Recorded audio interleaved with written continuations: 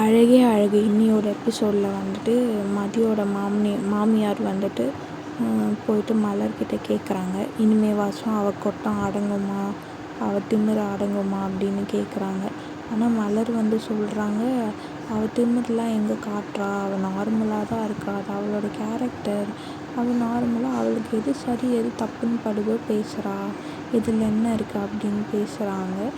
மதியோட வேலையை கெடுத்தது சுரேஷோட மாமா தான் அப்படின்னு மதிக்கு இன்னும் தெரியலை. ஆனால் மதியோட மாமா ரொம்ப சந்தோஷப்படுறாரு. அவர் வேலையும் கெடுத்துட்டு அவருக்கு எதுவுமே தெரியாத மாதிரி சுரேஷ்க்கு ஃபோன் பண்ணி வீட்டுக்கு வர சொல்லி பேசுகிறாரு.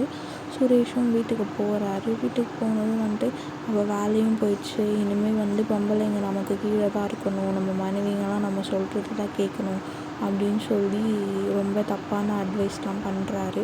மதி ரொம்ப சோகத்துலேயே இருக்காங்க. ஆனால் மாமா வந்துட்டு ஃபோன் பண்ணி கூட சொன்னது ஞாபகம் வச்சுக்கோன்னு சொல்கிறாரு. சுரேஷ் என்ன பண்ணுறாருன்னு பார்ப்போம்.